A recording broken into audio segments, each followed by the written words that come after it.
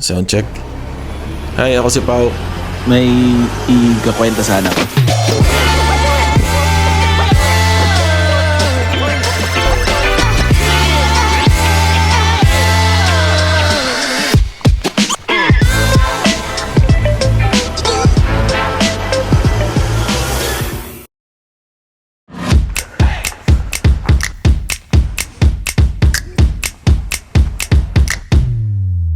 Georgia, Georgia, Georgia. Last November, namasyal kami ni Tin dito. Ang saya namin dahil first time namin dito at excited kami kung anong meron ng bansang to. Makita ko lang yung mga lokal. Of course. Ako Duterte, Manny Pacquiao. Yung mga pagkain na first time namin natikman. Yung mga kalsada dito kung safe bang i-drive at kung anong itsura mismo ng bansa. Para kung sakaling balak nyo pumunta dito, heto panoorin mo. Okay, ganito ang naging plano namin. Una, tickets at visa. Luckily, pag Pinoy ka at nagtatrabaho ka sa Middle East, visa free ka na doon. Inalam namin yung mga travel requirement, madali namang makita yun online. Pangalawa, research. Tamang nood ng mga vlogs, inalam ang kultura, mga do's and don'ts nila, mga pasyalan, mga masasarap na kainan, at syempre yung mga lugar na masarap uminom ng kape. Sa totoo lang, yun talaga yung habol namin ni Tin. Siyempre, check din namin yung kung anong season that time. Good thing, nakabili naman kami ng mga tamang suotan namin dahil sobrang lamig doon. Pangatlo, dahil mas pinili namin ni Tin na mag-DIY. 11 days kasi kami, kaya tingin namin mas masusulit namin yung bansa kung hawak namin yung oras. Pang-apat, syempre, accommodation. Nag-rely kami sa Airbnb. Check nyo lang online, napakaraming options. Pero syempre, doon tayo sa swak sa budget, una sa lahat. Tsaka yung mga tipong makakapagpahinga ka ng maayos din after a long day of walking or driving. Nag-rent kami ng kotse doon dahil na DIY. Inalam ko na rin kung ano itsura ng mga kalsada doon. May mga napanood kasi ako na sobrang tarik ng mga daan sa northern parts ng Georgia. Kaya plano po man din namin ito na magstay doon ng mga 4 na araw sa bundok. Tapos may mga parts kasi doon na tingin ko hindi ko na talaga kayang i-drive. Medyo matarik na yung daan. Tapos bundok, syempre safety first. The night before our flight, doon pa lang kami nag-impake ni Tin. Pinasikaso na rin namin yung 2 aso namin at 4 na pusa. Okay, ito na. Unang lipad namin, Doha to Sharjah, UAE. 45-minute flight lang naman. Tapos 3-hour flight from Sharjah to Tbilisi, ang main city ng Georgia. Lapag namin doon, 4:30 PM. Pinakaunang ginawa pala namin pagdating doon, nagpapalit ng dollars to Georgian lari or yung tinatawag nilang gel. Tapos bumili ng SIM. Nasa 60 gel yata each.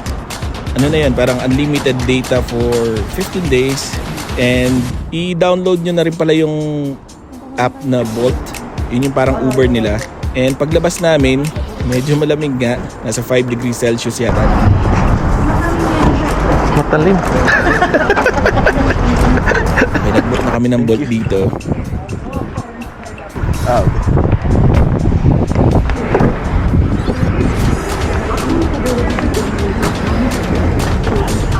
30 minutes yung biyahe at nakarating na kami sa unang Airbnb namin. Located siya sa city center mismo. Madloba. Madloba. Ito yan. Pinili talaga namin to kasi ang ganda ng view. Tapos accessible siya sa mga kainan, coffee shops, sa Old Town, groceries at pasyalan.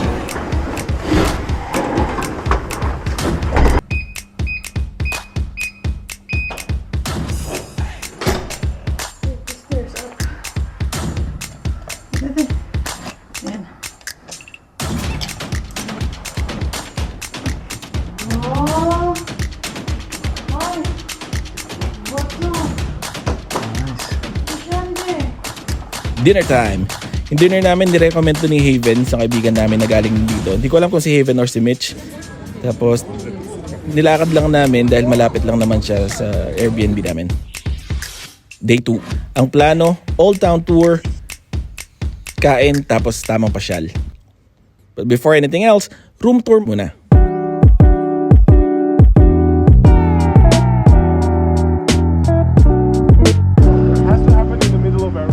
Meron dito sa Georgia yung mga free walking tours, buti na lang nakita ko online. Panalo to kasi maliban sa libre, local mismo yung tour guide. Bago kami bumaba, naisipan muna namin na i-check yung roof deck nila dito. Pwede daw kasing magkape doon, pero medyo malakas yung hangin tsaka sobrang lamig.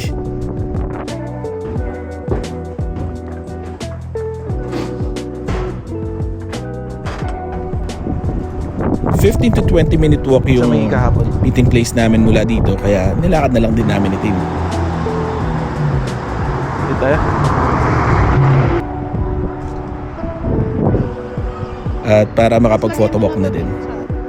Isa sa mga underrated na bansa ang Georgia, pero sikat na sikat to sa mga Pilipino, lalo na sa mga tulad naming OFW na nagtatrabaho sa Middle East. Kasi isipin mo, 3 hours away lang dito sa disyerto, makakakita ka na ng snow. And aminado naman kami ni Tim na first time namin makakita ng snow kung sakali. Kasi autumn season during that time, so sa part na to walang snow, sa mga susunod na destination pa namin. Anyway, 12 noon yung schedule ng tour. Maaga kami dumating ni Tim, kaya tamang tambay muna kami dito sa park. Ang sarap ng hangin, napaka-fresh ng hangin, malamig.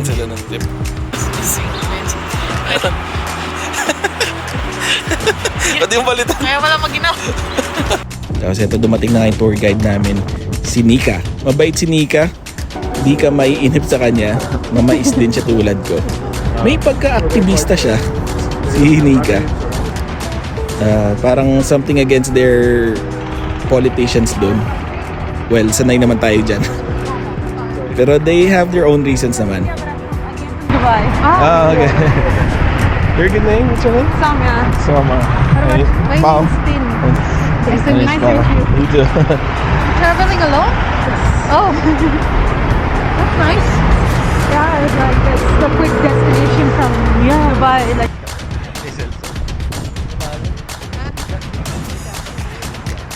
So, this is a part of the city wall I was talking about, which was protecting the city for 10 centuries. Was built in 8th century, was here About sa tour na to pala, marami silang options sa website nila kung saan at anong klaseng tour ang gusto mo. Ilagay ko na lang sa baba sa description box ang website nila. Recommended tong tour, kaya pag nagpunta kayo dito, alam na, ito yung website. Oo nga pala, naisipan namin unahin tong tour na to sa first day pa lang namin dito. Or second day, para ma-familiarize na rin namin ang lugar. Para after nito, kahit papano, alam na namin yung mga pasikot-sikot na kaming dalawa lang ni Tim. And dalawa lang kaming Pinoy noon sa group. 12 yata kami noon. May mga galing US, Australia, Netherlands, tsaka India. Sorry, what's the first option again? Sorry. the break now. Maganda tong tour kasi nilibot namin yung Old Town mismo. Tapos tamang history class from a local. Yun naman yung habol natin. And straightforward si Nika sa mga recommendations niya. Sasabihin niya kung talagang hindi masarap yung food sa restaurant to, kahit mahal, mga ganun. Kung walang kwenta yung isang tourist spot, huwag na daw puntahan. Ano siya, straightforward. Dinala niya rin pala kami sa local bakery dito. Isa sa mga pinakamatandang bakery dito. Tapos sa mga antique tsaka sa mga souvenir shops.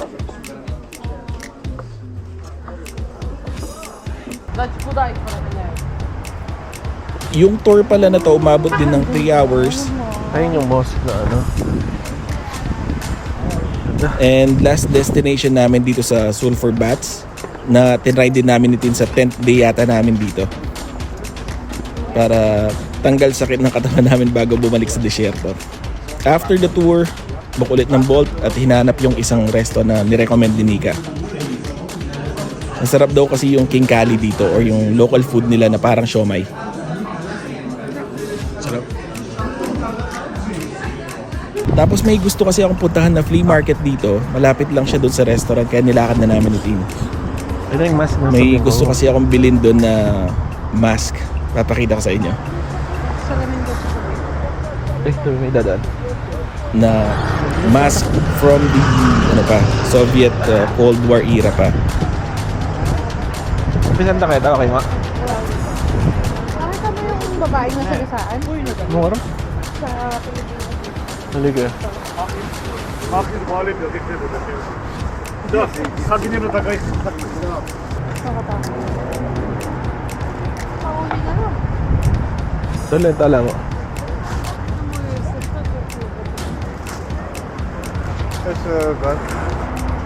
Ayesini Etilar complex. Etilar. Complex.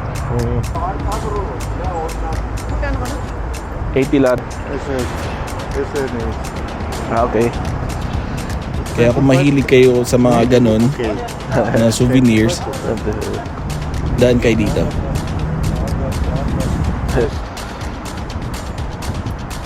With mask na. No, really? Thank you. May mga plaka, mga lumang camera, mga pins ng mga sundalo noon, helmets na may tama pa yata ng bala sa ulo. Tapos nilakad na namin itin pa uwi. Hingal ka na. Yes. Ako mo.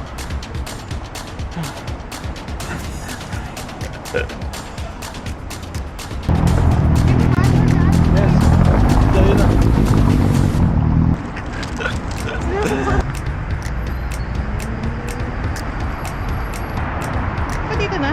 Ayun.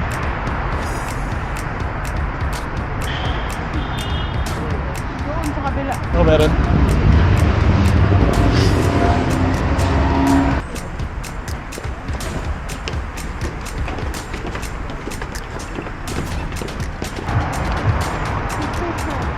Ha?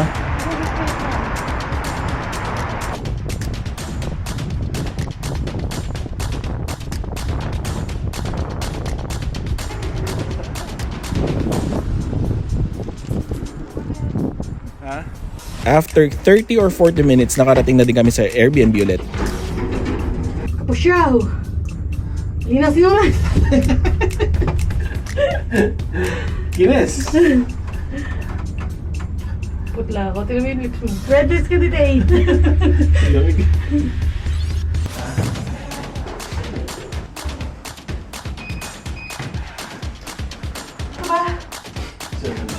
Kinagabihan may gustong itry si Tin na restaurant dito. Nakita rin namin online. Ang ganda ng interior, tsaka napakasarap ng pagkain. Yun na muna. Ayos din. Get the church. Review mo dyan sa ano?